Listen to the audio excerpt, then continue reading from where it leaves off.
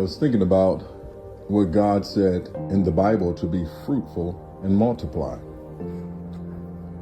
Now, we think about that sometimes in a positive light, saying that we should be fruitful in the natural sense of having children. But I want you to pause just for a moment and think about being fruitful in the negative sense and what that fruit might look like. When we live from generation to generation, trauma attracts trauma. That's fruit.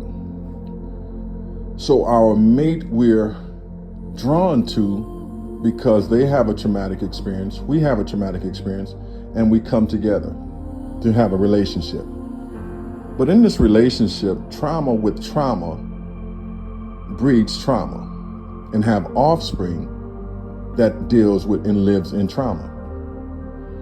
We have children that see our trauma and then they become traumatized and then they get in a relationship and trauma begets trauma. So when he says be fruitful and multiply, we have a choice either to have healthy fruit or unhealthy fruit. Before getting involved in situations, we need to be healed from past experiences. We need to acknowledge those past experiences and also talk about what those experiences have done to us and are still doing to us. And then make a cognitive decision to get help with the trauma or situations that we're dealing with so that we can be fruitful and multiply in the positive light.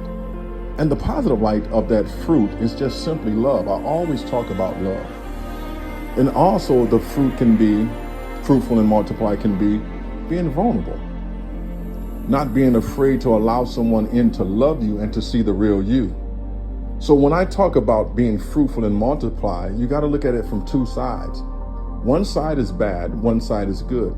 You have a choice of what fruit that you're exhibiting.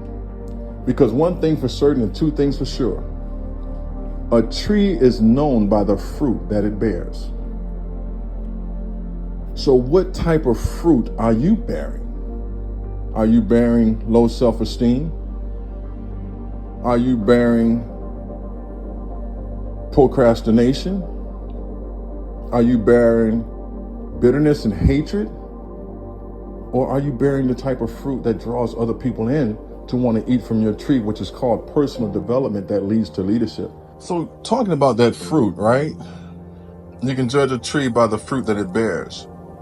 Let's talk about Tiger Woods. His fruit is golf. Let's talk about Serena Williams. Her fruit is tennis. Michael Jordan, his fruit is basketball all day.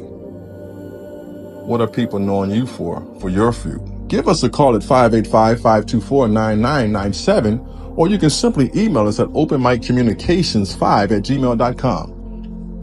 One thing that we will do, we will come speak at your organization and institution for free, where we're not seeking a profit.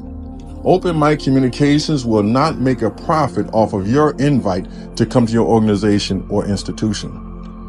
If this interests you, email me or simply give me a call. As I always say, let's get it, and we believe in you. Open Mic Communications.